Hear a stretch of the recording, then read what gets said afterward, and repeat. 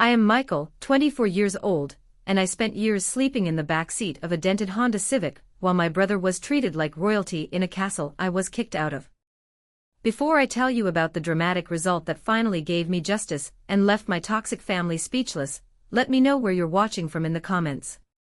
I love seeing how far these stories travel. You know, they say family is supposed to be your safety net. They are the people who catch you when you fall, the ones who are supposed to love you unconditionally. But in my house, love wasn't unconditional. It was transactional. And apparently, my account was overdrawn from the day I was born. Growing up, the difference between me and my brother Daniel wasn't just a gap, it was a canyon. Daniel's name echoed through the walls of our house like a favorite song on repeat. If he coughed, just a tiny tickle in his throat, my mom would be in the kitchen instantly, whipping up fresh ginger tea with honey imported from some boutique farm. She'd fluff his pillows, check his temperature every hour, and hush the whole house. But if I had a fever, if I was shivering so hard my teeth rattled, my mom would glance at me from the doorway, her hand already turning back to whatever she was doing, and say, "You'll be fine by morning. Take a nap. Don't be dramatic." That was the word they used for me. Dramatic. Ironically, I was the quietest person in that house. I learned early on that making noise didn't get me attention, it just got me in trouble. My dad wasn't any better. He treated Daniel's report cards like holy scripture. When Daniel got an A, it was framed and hung in the hallway. When I got an A, it got misplaced under stacks of junk mail on the kitchen counter. Eventually, I stopped showing them. It wasn't that they were angry at me. It was worse. There was no screaming, no slammed doors, no "I hate you." There was just absence. Emotional silence. I'd come home from school, hungry and tired, only to find the family sitting at the dinner table, plates already half empty. My mom would look up, surprised, and say, "Oh, we thought you'd eaten already." My dad wouldn't even look away from the TV. "I'm not leaving the game," he'd mutter. It breaks you down, day by day. You start to wonder if you're actually a ghost. The contrast became humiliating as we got older. When Daniel turned 13, he got a party with 30 kids, a rented VR setup, and a magician. It was the event of the year for his middle school class. For my 16th, a milestone, right, I got a quick, happy birthday, in the morning before my mom handed me the keys to the shed. She asked if I could mow the lawn before the guests arrived. Guests for my party? No. Guests for Daniel's cello recital. I remember pushing that mower back and forth under the hot sun, sweat stinging my eyes, watching cars pull up to our driveway. I could hear the laughter inside, the clinking of glasses. I wasn't jealous. Jealousy implies you want what someone else has.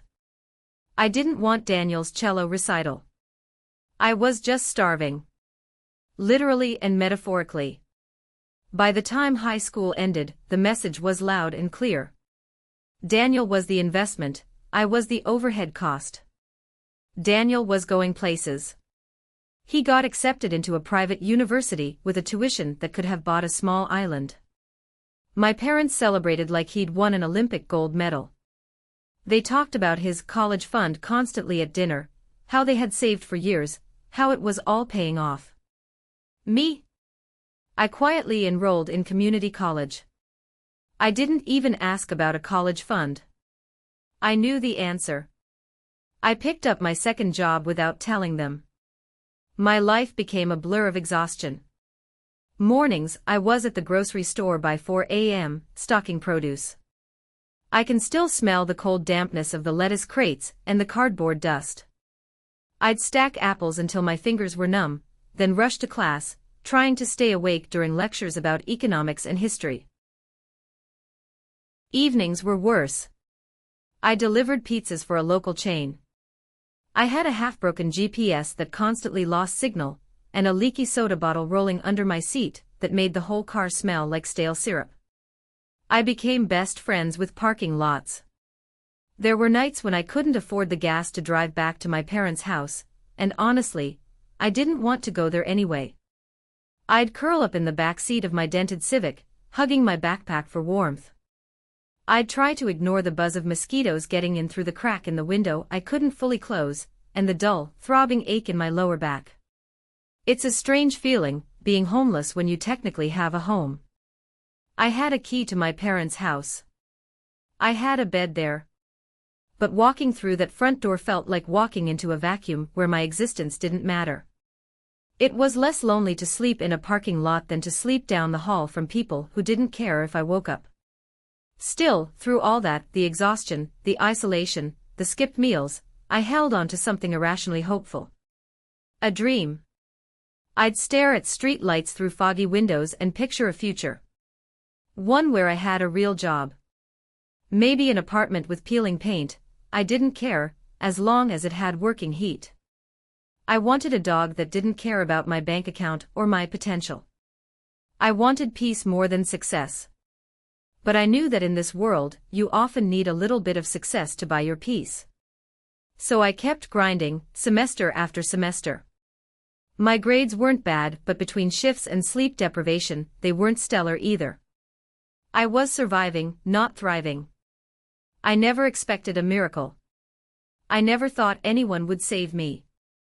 I had accepted that this was my life, hard work, invisibility, and the scraps of whatever was left over. Then came the weirdest Tuesday of my life. A day that started with a pepperoni pizza, and ended with my entire world turning upside down. It was raining. Not a polite drizzle, but a torrential downpour that turned the streets into rivers of oil and grime. I was halfway through a shift, double-parked outside a dentist's office in the wealthy part of town. I was balancing a large pepperoni pizza in one hand and a 2-liter bottle of soda in the other, trying to shield them from the rain with my body. I was soaked. My Pizza Palace polo shirt was clinging to my skin, and I could feel water squishing in my shoes. I looked like a drowned rat. As I turned to run back to my car, a sleek black BMW rolled up behind me, blocking me in. I sighed, wiping rain from my eyes. Great. Now I'd have to ask some rich guy to move so I could get back to my minimum wage nightmare. The window of the BMW slid down. I prepared my customer service voice, the one that apologizes for existing. Michael. The voice stopped me cold.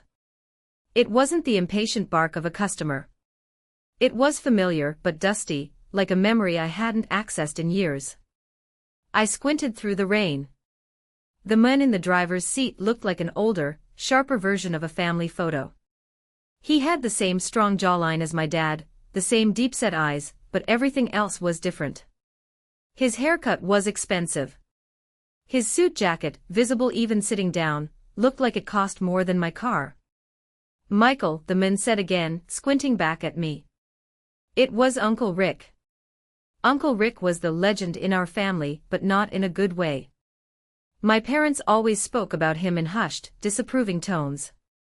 He was the rich one, the arrogant one, the one my dad said was probably cooking the books, or involved in shady deals because no one made that much money that fast. He hadn't shown up to a holiday dinner since I was 12. I blinked at him, standing there in the rain, clutching a lukewarm pizza box. Uncle Rick. I said, shifting the box awkwardly. He leaned back in his seat, whistled low, and laughed. It wasn't a mean laugh, it was surprised. Well, damn. You're all grown up. You delivering now? I nodded, my cheeks burning hotter than the pizza. Yeah. Just part-time. His smile faded just a bit.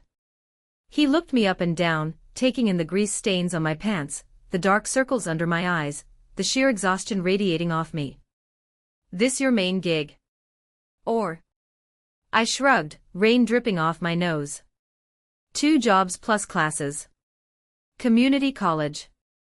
Rick stared at me for a long moment. The rain drummed on the roof of his BMW, filling the silence. He looked at my car, the dented Civic with the bumper held on by duct tape, and then back at me. His expression shifted from amusement to something darker. Something like anger. Jesus, he muttered. That's what they let happen to you. I didn't know what to say. They meant my parents.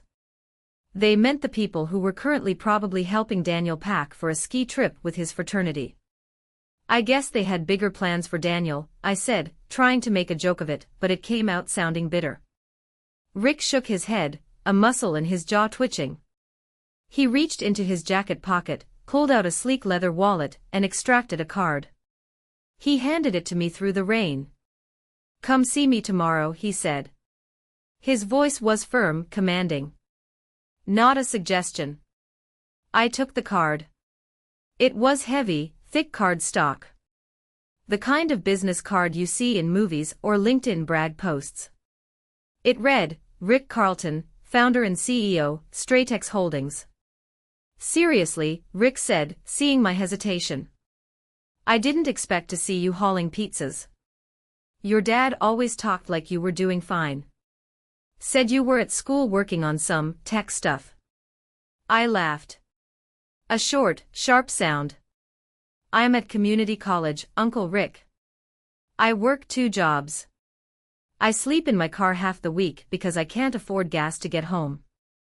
So yeah. Tech stuff. Rick's eyebrows rose. He looked genuinely stunned. Sleep in your car? It's not that bad, I lied. It was terrible. Tomorrow, Rick said again. 10 a.m. Don't be late. He rolled up the window and drove off, the BMW purring like a panther. I stood there in the rain, staring at the card, wondering if I had just hallucinated the entire interaction.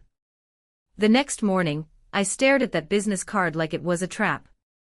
Part of me expected him to ghost me. Or maybe it was a cruel joke. Maybe he'd wanted to show off his success to the poor nephew.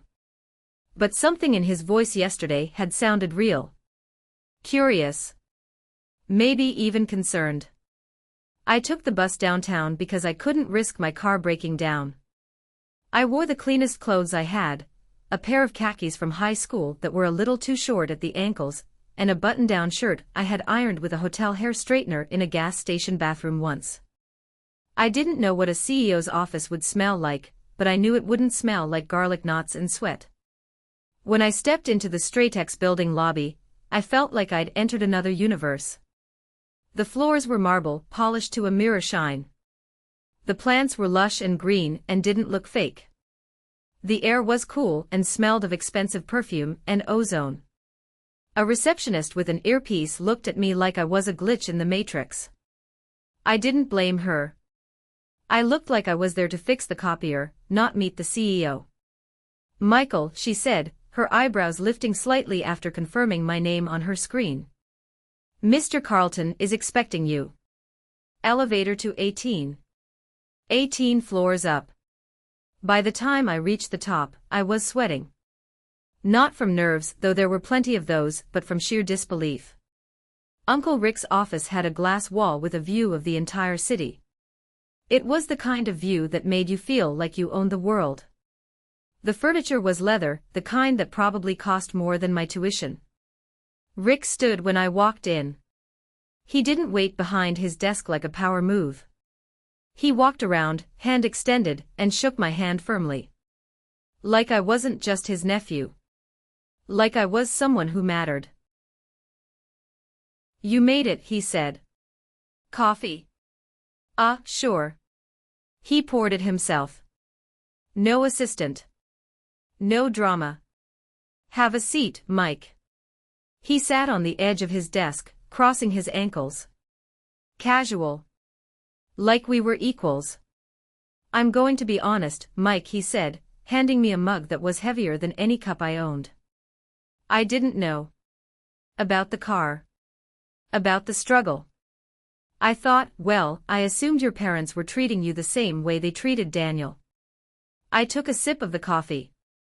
It was strong, smooth, and hot. It warmed my chest. No, I said simply. They don't. Rick sighed, looking out the window at the city skyline.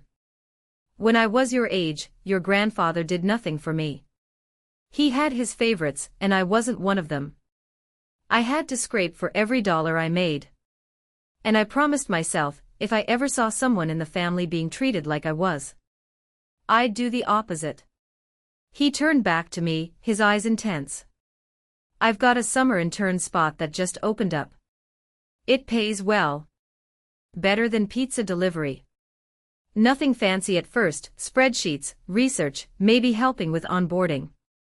But you'd be working under my operations manager. Learn fast, show initiative, and I'll open bigger doors. I stared at him, unsure if this was some elaborate dream. My heart hammered against my ribs. A real job. A salary. A chance. Why are you doing this?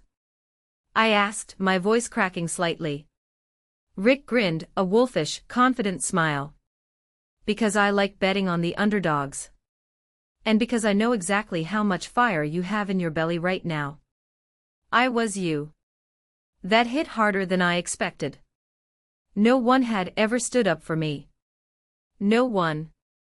Let alone a relative who barely knew me anymore. I swallowed, blinked a few times to fight back the moisture in my eyes, and said, I'll take it. Good, Rick said. You start Monday. And Mike, get yourself a decent shirt. We don't do polos with cartoon pizza logos around here. Day 1 at Stratex Holdings, I walked in looking like a kid who had wandered into the wrong building during a school field trip.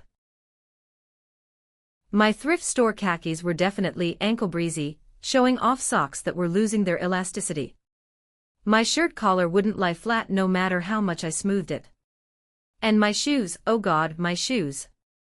They were cheap dress shoes from a discount bin, and they squeaked with every single step. Squeak. Squeak. Squeak. I sounded like an anxious mouse sneaking across a waxed floor. The receptionist, a different one this time, handed me a welcome packet and a badge. She smiled, but I could see her eyes flickering over my outfit. Welcome aboard, Michael, she said brightly. I smiled back, even though my stomach was doing cartwheels. I felt like a fraud. I felt like at any moment, security would come grab me by the collar and throw me out, laughing about how the pizza boy thought he could play businessman. When the elevator opened on the 18th floor, the difference in air pressure felt psychological. Everyone here walked with purpose. They walked like they knew exactly where they were going, like they had a favorite sushi place and a stock portfolio. They wore clothes that fit perfectly. They smelled like confidence. I met Kareem, my direct supervisor. Kareem was a force of nature. He was a tall man with a voice that had the power of 5 espressos and a TED Talk. He wore a button-up shirt that probably cost more than my entire high school wardrobe, paired with socks that had little yellow ducks on them. Let's not pretend this isn't weird, Kareem said immediately, shaking my hand with a grip that could crush walnuts. Your uncle is a big deal. The CEO. But I need you to know right now, I don't do nepotism. I don't care who you're related to. I do results. That cool with you? I let out a breath I didn't know I was holding. Honestly. That was exactly what I wanted to hear. I didn't want a handout, I wanted a shot. More than cool, I said. Terrified, actually. But I'll work harder than anyone you've got. Kareem laughed, a booming sound. Perfect. Fear is a good motivator. You'll do fine. The first few days felt like someone had dropped me in a foreign country with nothing but a broken phrase book. People threw around acronyms like they were playing bingo. KPI. ROI. CRM. QBR. EBITDA. I was 2 abbreviations away from crying in the bathroom. But I didn't. I stayed late. I took notes on everything. I watched how people dressed, how they spoke, how they scheduled their calendars like small gods of Outlook. Rick popped in every couple of days. He never made a big scene. He didn't come in and announce, "This is my nephew, treat him well." He would just walk by my cubicle, sipping a double espresso that smelled like money. Need anything, he'd ask quietly. A nap and a brain transplant, I'd say, rubbing my eyes. He always smiled. You're already doing better than you think. That sentence, you're already doing better than you think, hit me harder than I wanted to admit. No one had ever told me I was doing okay. From my parents, I was used to hearing things like, try harder, or Daniel would have done it faster, or just silence. Validation was a drug I had never tasted, and now that I had a little bit, I was addicted. I became obsessed with proving Kareem right. I wasn't just the CEO's nephew. I was Michael. By week 2, something weird happened. I started to understand the language. The acronyms started making sense. I saw how the spreadsheets connected to the real-world logistics. Kareem gave me real projects. Not just coffee runs or printer duties, but actual reports to prepare. Take a look at the vendor shipping times for the Midwest region, he told me one morning. Something looks off. Find out why. I spent 6 hours digging through data. I found the bottleneck. A trucking company we used in Ohio was consistently 2 days late because of a recurring dispatch error. I wrote it up in a 1-page summary and sent it to Kareem. He replied 10 minutes later. Good catch. I'm forwarding this to the director of logistics. I wanted to frame that email. Then came the paycheck. When I saw the direct deposit hit my account, I stared at the banking app on my phone for 5 full minutes. It wasn't a fortune, it was an intern's salary, but it was more money than I had ever seen at one time. It was enough to pay my tuition for the semester. It was enough to eat. And it was enough for an apartment. I moved out of my car and into a tiny shared apartment above a used bookstore. It smelled like dust and old dreams, but it had a lock on the door. It had a shower with hot water. The first night, I slept on a mattress. A real mattress. I lay there in the dark, listening to the street noise outside, and I cried. Not because I was sad. But because my back wasn't screaming in agony for the first time in months. I stretched my legs out, and didn't hit a car door. I was safe. I had a key to a place that was mine. I was starting to feel like a person again. And that's when I made a mistake. A small, innocent mistake that triggered the avalanche. One night, inspired and maybe a little cocky after a good review from Kareem, I posted a photo on LinkedIn. It wasn't a brag. It was just me at my desk, smiling like a sleep-deprived gremlin in a discount button-up shirt, with the Stratex logo visible on a screen behind me. The caption read, Day 30. From sleeping in my car to starting a new chapter. Long road ahead, but finally moving forward. I didn't tag Rick. I didn't tag the company. Just a simple, quiet win. The algorithm, however, had other plans. I woke up the next morning to my phone buzzing. Not a text or a call, but a continuous vibration that made me think the device was malfunctioning. I picked it up and squinted at the screen. My LinkedIn notifications were exploding. 500 likes. Then 1,000. Then 5,000. Apparently, people love a good underdog story. The sleeping in my car part had struck a nerve. Strangers were commenting, so inspiring, and keep grinding, young man. A recruiter from a competitor connected with me. A former professor messaged me. A total stranger offered to buy me lunch just to hear the rest of the journey. It was overwhelming, but in a good way. I felt seen. But then, the message that made my heart freeze appeared. A text from my mom. Michael, is it true you work for Rick? We saw a post. Why didn't you tell us?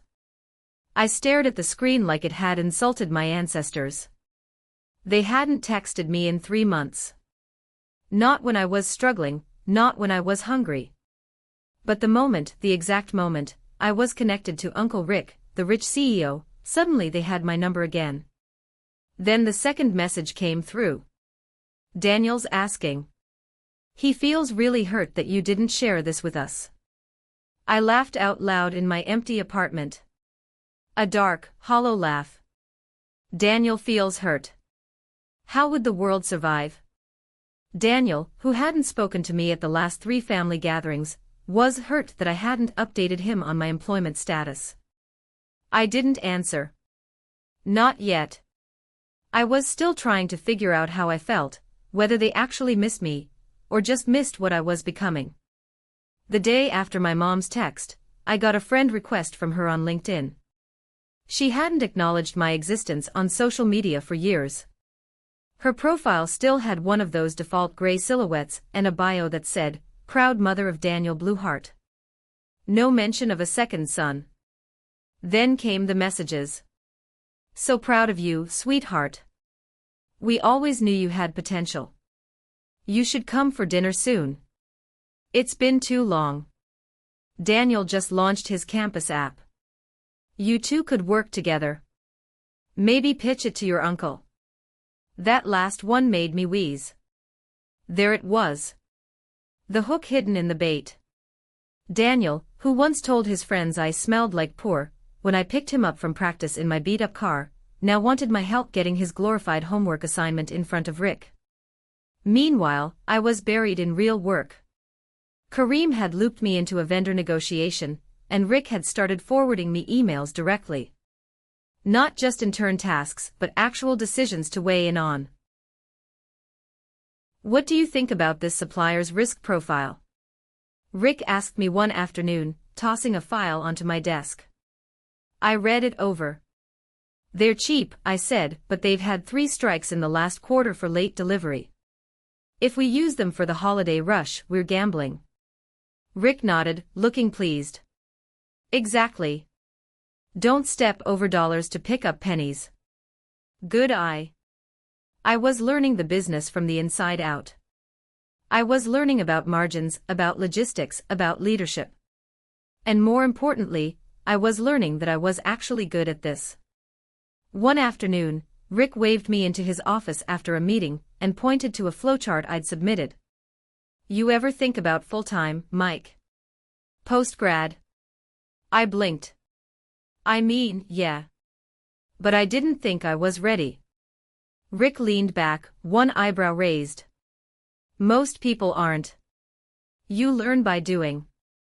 But you've got a good head and a sharp eye. You work like someone who's been counted out and knows how to count himself back in." That line. You work like someone who's been counted out. I wanted to tattoo it across my ribcage. I left his office that day with a verbal offer for a permanent position after graduation. Mid-level operations analyst. Actual salary, enough to not just survive but live. Health benefits.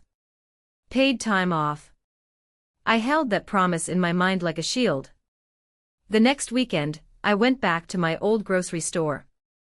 Not to work, just to remember. I bought a soda from the vending machine in the break room and sat on the plastic crate, where I used to cry between shifts, staring at my name badge, wondering if I'd ever be more than a placeholder in someone else's success story. Now I had my own story. But the family kept poking at the pages. My dad emailed me, which in itself was a miracle since I'm 90% sure he thinks computers are just TVs with typing.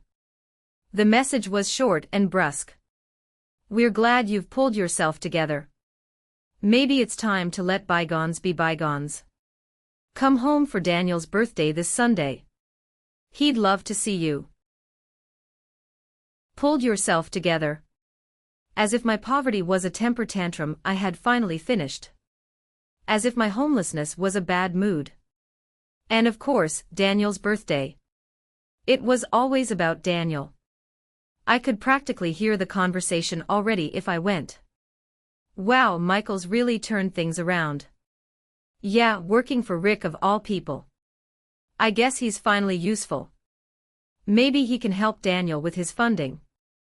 They didn't miss me. They missed the version of me they could now show off at parties. They missed the connection to Rick. And here's the thing, I didn't owe them a single thing. I wasn't the scared kid hoping for scraps of attention anymore. I had a job. I had a home. I had a mentor who actually gave a damn. And for once in my life, I had a spine that wasn't made of apologies. When Sunday came, I didn't go to Daniel's birthday. I went for a walk with Rick instead. We got coffee and sat by the water, looking out at the boats. It was a crisp, clear day. You didn't go? Rick asked. He knew about the invite. No, I said. I didn't think I'd be welcome for the right reasons. Rick nodded slowly, his hands wrapped around a paper cup. You don't have to let them back in, you know, he said eventually. Blood is biology. Family is choice. And blood isn't a free pass to disturb your peace. I know, I said. I feel guilty. Is that stupid? No, Rick said. It's normal. They installed those buttons in you so they could push them whenever they wanted. It takes time to disconnect the wiring. He took a sip of his coffee.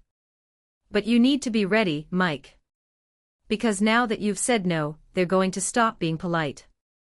They're going to get desperate. And desperate people get nasty. He was right. I just didn't know how nasty it was going to get. The week after I skipped Daniel's birthday, the text came. Hey Mun. Long time. Saw your post.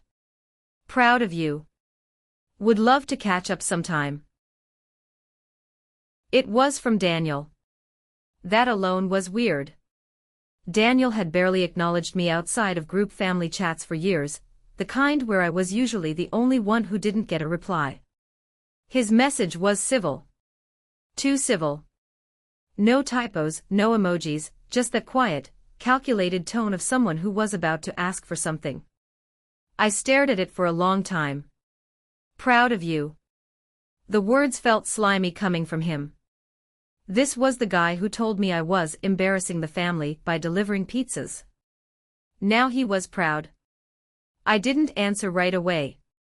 2 days later, he followed up. You know, I've been thinking maybe we could grab lunch. I'd love to hear how you got in with Uncle Rick. You always had a good head for systems stuff. That part made me laugh. Daniel used to say, I don't do spreadsheets. That's Mike's thing, in the same tone someone might say, I don't do janitorial work. Now he was calling me a systems guy. I asked Rick about it over coffee in the break room. He's reaching out, I said. Should I respond? Rick stirred his espresso and gave me the kind of look therapists probably charge $200 an hour for. Do you want to? He asked. That was the hard part. A year ago, I would have said yes in a heartbeat. I'd have crawled through glass just to hear Daniel say something nice to me. I had spent my entire childhood chasing his shadow, hoping he'd turn around and see me. But now I could hear the gears turning behind his words. I think he wants something, I said finally. Rick nodded. Probably. People don't like watching someone they underestimated succeed. Especially when they think that success belongs to them by birthright. It makes them uncomfortable. I didn't reply to Daniel. I didn't need to. But the silence didn't last. A week later, my mom called. This time, it wasn't just polite curiosity. I picked up, mostly out of morbid curiosity. Michael. Her voice was high-pitched, breathless. It had a rehearsed tone, like she was trying to sound casual but kept tripping over her own intentions. How are you? We missed you at the birthday. I was busy, Mom, I said, keeping my voice flat. Oh, we know. You're a busy man now. She laughed, a nervous titter. Your father and I were talking, and we just think it's amazing how far you've come. You've really grown up, Michael. Thanks, I said cautiously. And well, Daniel's startup is entering this crucial growth phase, she pivoted. The transition was so abrupt it almost gave me whiplash. You know, he's built such a brilliant app. It connects students to freelance gigs in real time. It's just so modern. Sounds great for him, I said. Anyway, she continued, ignoring my lack of enthusiasm. He's looking to pitch it to real investors. Serious money. And since you're working with Rick, well, we thought it would be perfect. There it was. I let the silence hang on the line for a solid 10 seconds. I don't make investment decisions, Mom, I said finally. Oh, of course not, she said quickly. But you could, mention it to Rick. Just pass it along. Put in a good word. Get Daniel a meeting. You want me to use my job to get Daniel a favor? It's not a favor, Michael. It's family helping family. Her voice rose an octave. Rick is family. Daniel is your brother. It makes sense. Family helping family. The irony was so thick I could choke on it. Family helping family, I repeated slowly. Is this the same family that forgot to pick me up from school when I was 10 because Daniel had a dentist appointment? The same family that told me to figure it out when I couldn't afford textbooks last year? Silence on the other end. I ended the call politely, I lied. I didn't. I said, I have to get back to work, Mom, and hung up before she could guilt-trip me further. Then I put my phone on silent and stared out my apartment window for a long time. I was tired. Not in the physical way I used to be, running on 3 hours of sleep and 2 jobs. I was tired of being treated like an asset now that I had value. When I was broke, I was a burden. Now that I had an in with the rich uncle, I was a resource. At work, I was thriving. Kareem trusted me with a vendor onboarding project that directly impacted our Q4 operations. I presented in a meeting for the first time, me, the guy who used to sweat through his shirt just asking for time off at the grocery store. I stood up there, pointed at the data, and spoke with authority. But at home, if I could even call it that, the emotional math hadn't changed. That night, Rick called me. I've got an invite to a private networking event this Friday, he said. Small group. Founders, investors, a few ops leads. Want to come? I hesitated. Won't I be out of place? You're already in the room, Mike, he said. Time to stop standing in the hallway. I stood in front of my closet, a laughably small one, trying to decide which shirt made me look like I didn't accidentally wander into a millionaire mixer off the street. The only thing hanging that didn't scream, intern at Best Buy, was a charcoal blazer Rick had gifted me a few weeks earlier. It still had the tags on.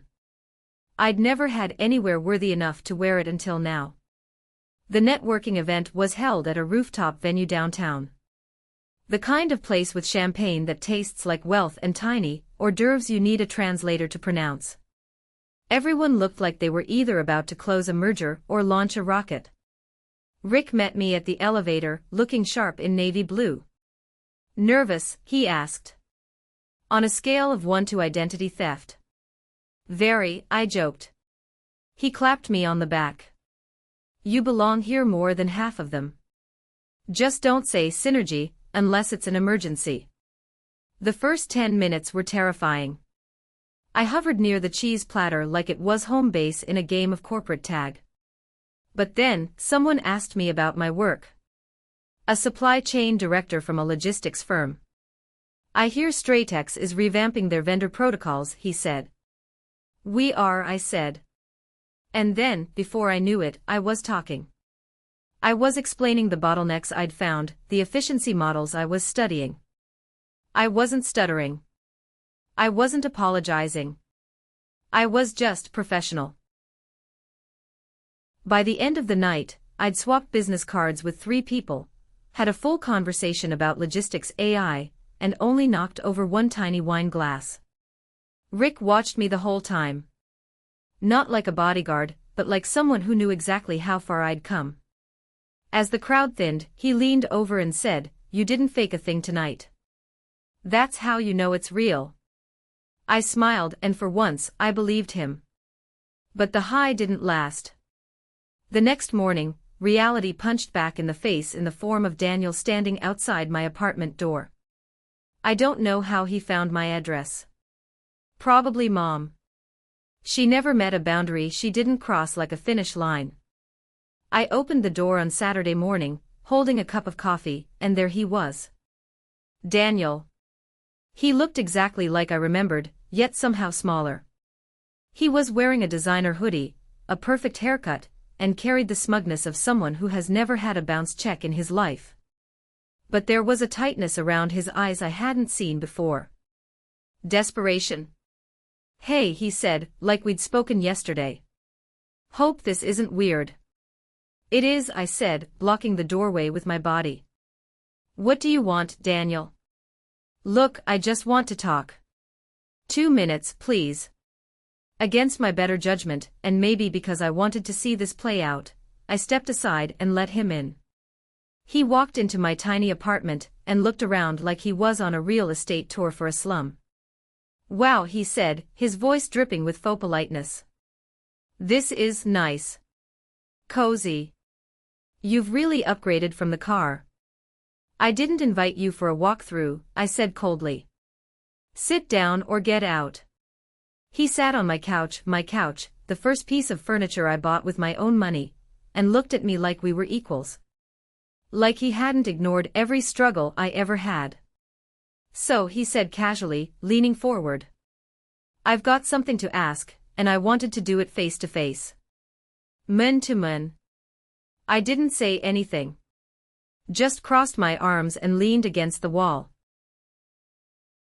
"My app, Freelance Link. It's getting traction," he started. "Campus buzz is huge. We're beta testing next month.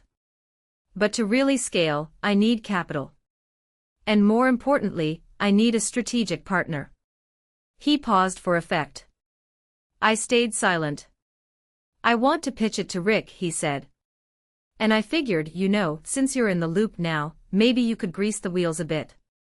Get me a slot on his calendar. Maybe give me some inside tips on what he likes to hear." There it was. The ask.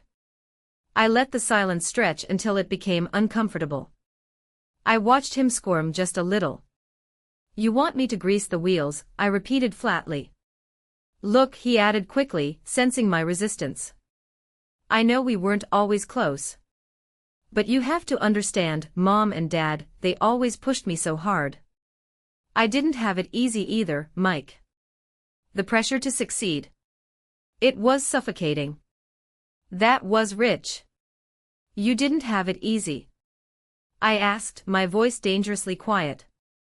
"Daniel, you had a car before I had a mattress. You had tutors. You had coaches. You had every opportunity handed to you on a silver platter, while I was stocking shelves at 4 a.m. He winced, just slightly. "That was a rough year for you, I know." "No, Daniel," I snapped. "That wasn't a rough year. That was my life. That was my reality while you were partying on Dad's credit card." He looked stunned. Maybe he thought I'd roll over like I used to. Maybe he thought I was still that same tired, hungry kid who was too desperate for affection to say no. But I wasn't that kid anymore. "I'm not your in," I said firmly. "I'm not your bridge to Rick. If your idea is good, pitch it on your own. Submit it through the standard channels like everyone else. I'm not your shortcut." He stood up, his face flushing red. The mask of the cool, successful brother slipped. "Wow. So you finally get a whiff of success, and now you're too good for your own family. You think you're better than us?" I stared him down. "No," I said. "I'm just finally good to myself. There's a difference. Rick is going to hear about this," he threatened, grasping at straws. "Mom and Dad are going to be pissed." "Let them be pissed," I said, opening the door. "I don't work for them. And I don't work for you. Goodbye, Daniel." He didn't slam the door on his way out. That would have required conviction. Instead, he left with the same entitlement he walked in with. annoyed that the world didn't immediately give him what he asked for. That night, I told Rick what happened. "You did the right thing," he said without hesitation. "People will try to ride your momentum, Mike. Especially the ones who never helped you build it. Drawing a boundary shouldn't feel like war, but when you've spent your whole life being stepped on, even standing still can feel like a rebellion." I nodded, my heart pounding. He was right. It felt like I had just declared independence. The Monday after Daniel showed up uninvited, I walked into work 10 minutes early. Not because I had anything to prove, but because I finally wanted to be there. Kareem gave me a nod as I passed his office. "You've got that promotion walk," he joked. I laughed. I thought that was just called posture. At lunch, Rick pulled me aside.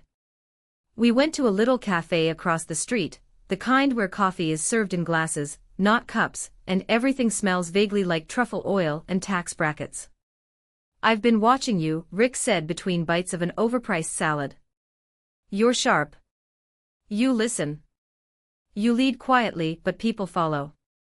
I saw how you handled that supplier meeting." I blinked. "Thanks. That's not a compliment," he replied seriously. "It's a warning. Because people are going to notice, which means they'll start testing your voice." I wasn't sure where this was going until he slid a folder across the table. It was a proposal.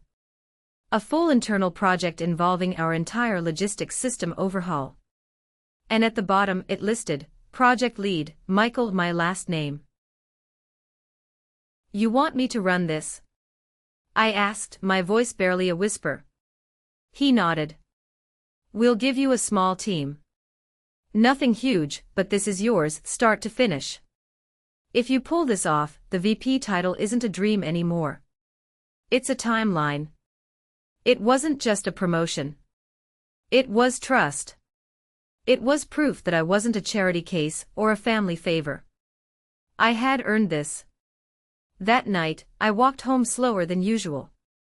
Not because I was tired, but because I wanted to soak it in. I stopped at a street vendor and bought a falafel wrap, then sat on the steps outside my building like I used to when I couldn't afford groceries. Back then, I ate cold pizza crusts and pretended I wasn't crying. Now I was sitting under the same street light, but I wasn't the same person. The confrontation with Daniel had left a mark. Sure, I'd replayed it in my head a dozen times. Thought about what I could have said differently. Whether I should have been kinder, harsher, colder. But every time I ran through the memory, I landed on the same truth. I didn't owe him softness just because we shared DNA. I didn't owe him anything. That thought scared me less and less every day. Back at work, I hit the ground running. The project Rick gave me wasn't easy. It required coordinating across departments, wrangling data, and figuring out why our vendor chains still had the response time of a dial-up modem. But for the first time in my life, I wanted the hard stuff. It felt like building a future with my own hands instead of begging to be included in someone else's. And people noticed. Kareem gave me his old standing desk. "Don't get cocky, I just hate sitting," he claimed. My inbox went from "Hey, can you fix this spreadsheet?" to "Mike, can you lead this call?" One afternoon, I caught my reflection in the office glass during a video conference. Shirt pressed, hair not terrible, focused, confident. And I thought, so this is what it feels like to not need permission to exist. Rick stopped by my desk at the end of the week. "So," he said. "Feel like you're finally on the path?" I nodded. "Yeah. And it's mine. That's the best part." He smiled. "Told you you had the brain. You just needed a place where people weren't trying to dim the light." We walked out together that evening, past the downtown lights, past the life I used to chase from the outside. And I realized something that made me pause for just a moment. I wasn't chasing anymore. I was choosing. And then, just as I thought the dust had settled, the email arrived. The project Rick handed me wasn't just a test, it was a trial by fire. We called it Project Atlas, mostly because it felt like we were trying to hold up the entire sky while fixing the foundation at the same time. For 3 weeks, I barely saw the sun. But this wasn't the same kind of exhaustion I felt when I was stocking grocery shelves at 4 a.m. That was the exhaustion of despair, of running on a hamster wheel that never went anywhere. This was the exhaustion of building something. It was the good kind of tired. The kind where you crash into bed at night knowing you moved the needle. I was leading a team of 4, 2 of them were older than me, seasoned analysts who initially looked at me with skepticism. "Here comes the CEO's nephew," their eyes said. "Let's see how fast he crashes." I didn't crash. I worked. I was the first one in, and the last one out. I didn't delegate the grunt work, I dove into it. I scrubbed the data myself. I called the angry vendors myself. I learned that leadership isn't about pointing fingers, it's about getting your hands dirty so your team doesn't have to. By the end of week 2, the skepticism was gone. One of the senior analysts, a woman named Brenda who had been with the company for 15 years, stopped by my desk. She dropped a coffee in front of me, black, 2 sugars, exactly how I take it. "You're not what I expected," she said. "What did you expect?" I asked, not looking up from my screen. "A tourist," she said. "But you work like you're trying to prove you deserve the air you breathe." I stopped typing. She had seen right through me. "Maybe I am." "Well," she said, walking away. "It's working. The data model looks solid." "Good job, boss." Boss. That word echoed in my head for the rest of the day. When we finally presented the finished overhaul to the executive board, I was vibrating with adrenaline. Rick sat at the head of the table, his face unreadable. Kareem sat next to me, tapping his pen rhythmically. I stood up. I didn't stutter. I didn't apologize for taking up space. I walked them through the inefficiencies, the cash bleed in our supply chain, and the solution we had built. I spoke their language: ROI, net retention, operational drag. When I finished, there was a beat of silence. My heart hammered against my ribs. Had I missed something? Was this the moment I got exposed as a fraud? Then, the CFO, a man who was notorious for never smiling, nodded. "This is clean," he said. "Conservative estimates on the savings." "Yes, sir," I said. "We projected the savings based on the worst-case scenario shipping rates. The actual numbers will likely be higher." He grunted. "Impressive. Let's implement it." Just like that. No confetti, no fireworks. Just a nod and a green light. But in that room, that nod was worth more than gold. As we walked out, Kareem bumped my shoulder with his fist. "Told you," he said. "You've got the chops." Rick didn't say much in front of the others, just gave me a subtle wink. But later, I found an email in my inbox from him. Subject: Update. Body: I knew you could do it. I'd never bet on a horse that couldn't run. Let's talk about your next pay bracket on Monday.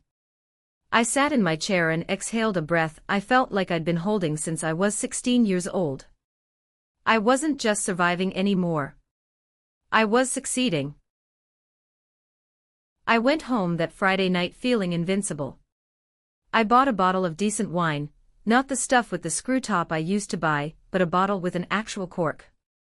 I ordered Thai food. I sat on my couch, the city lights glowing through my window, and toasted to myself.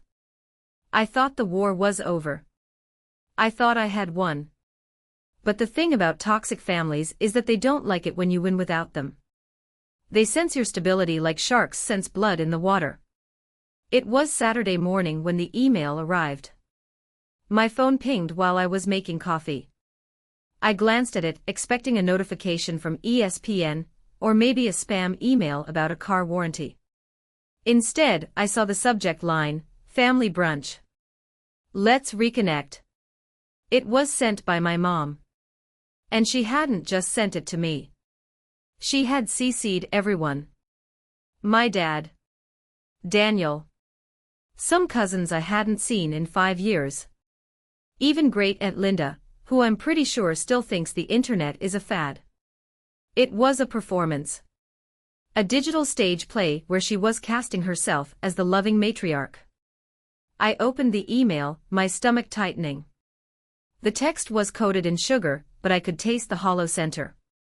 Dearest Michael, we are so incredibly proud of how far you've come. Dad and I were just talking about your new position, it sounds so impressive. We'd love to have you over this Sunday. We want to celebrate your success, and just be a family again. No pressure, just brunch and love. We miss you so much. Daniel will be there too, he's dying to hear all about your project. Love, Mom. I sat there, coffee mug warming my hands, rereading the words. Celebrate your success. Be a family again. The audacity was breathtaking. Celebrate your success. Where were they when I was celebrating the fact that I found a quarter under my car seat so I could afford a banana for dinner? Where were they when success meant surviving the night without freezing? And the line about Daniel dying to hear all about your project. That was the towel. That was the smoking gun. Daniel didn't care about my project.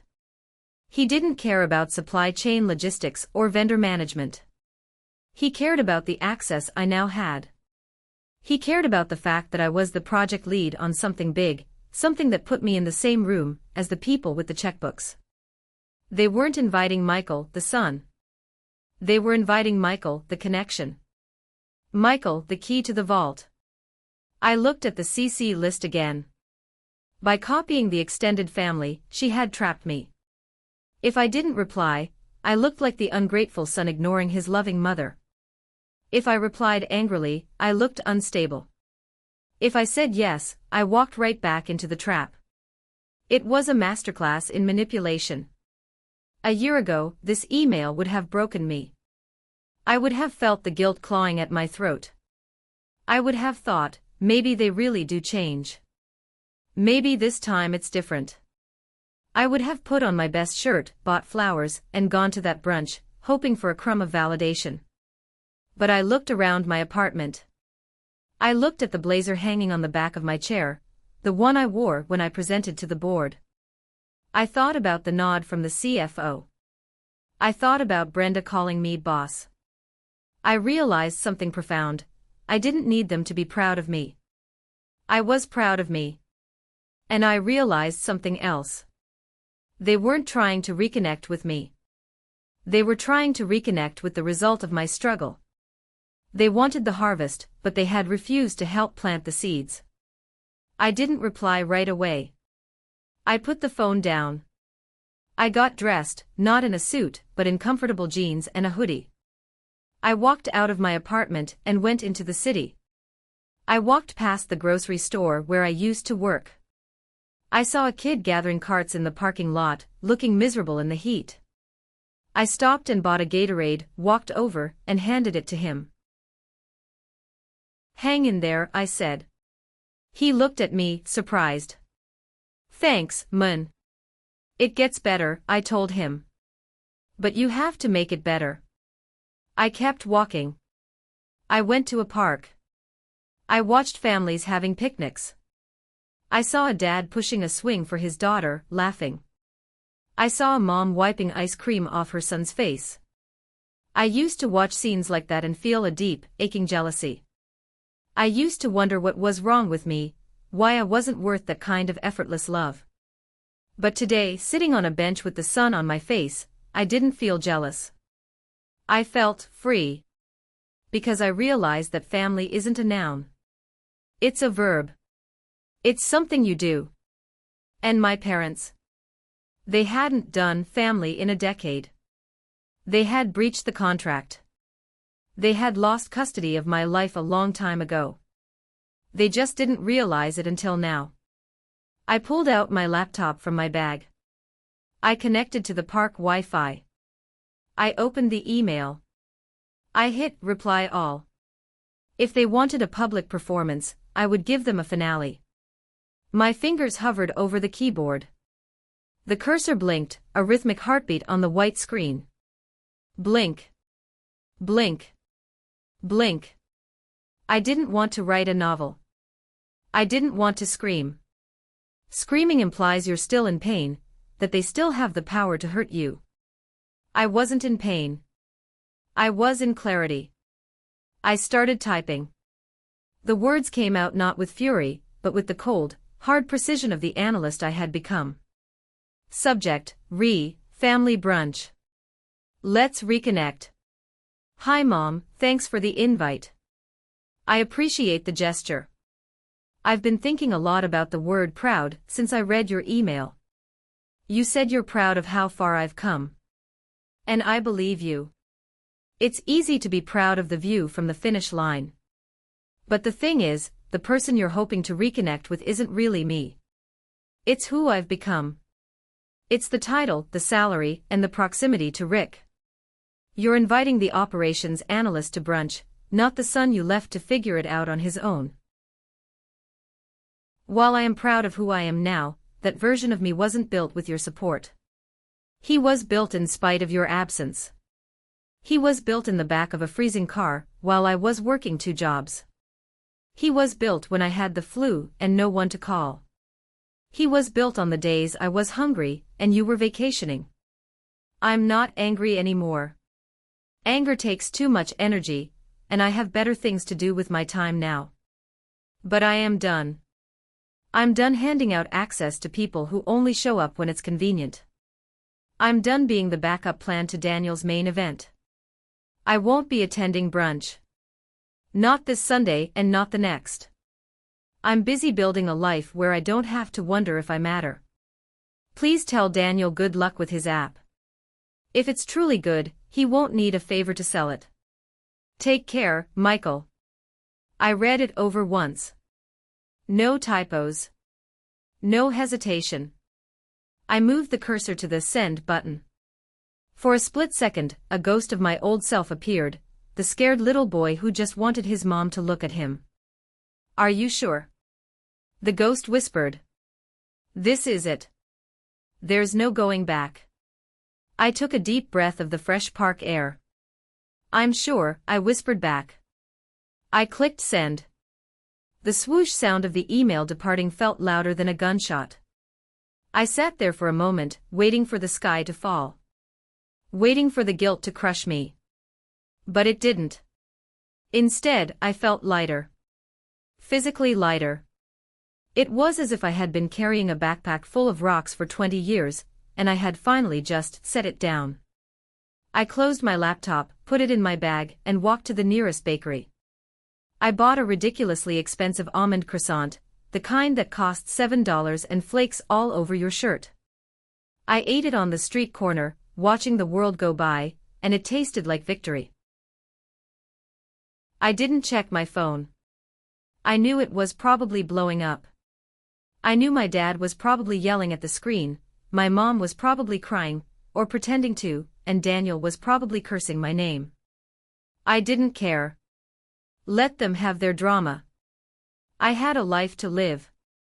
That evening, I met Rick for drinks.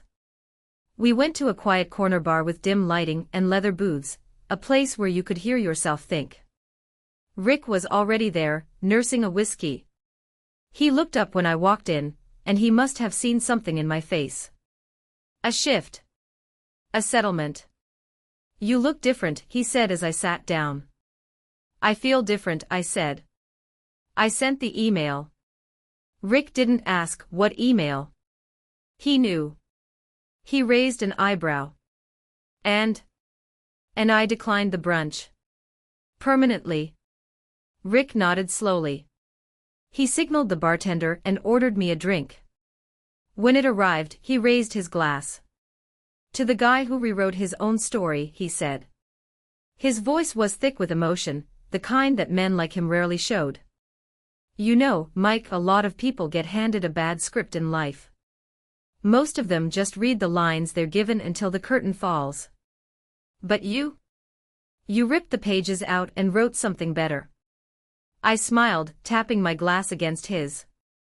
The clink was sharp and clear. To the people who thought they could write me out of it, I said. We drank. The whiskey burned, but it was a good burn. So, Rick said, setting his glass down. What now? Now, I said, leaning back in the booth, I go to work on Monday. I finish the implementation. I get that promotion. And I buy a dog. Rick laughed. A dog? Yeah. A rescue. Someone who needs a second chance. Just like I did. The rest of the night was easy. We didn't talk about my parents. We didn't talk about Daniel. They had become footnotes in my biography, characters from a chapter one had finished reading. We talked about the future. We talked about logistics trends, about the stock market, about maybe taking a trip to fishing in Montana next summer. I walked home that night under the city lights, and for the first time, the city didn't feel big and scary. It felt like a playground. It felt like mine. I realized that inheritance isn't always money. Sometimes, the greatest inheritance you can give yourself is your own freedom. I hadn't received a trust fund or a college fund.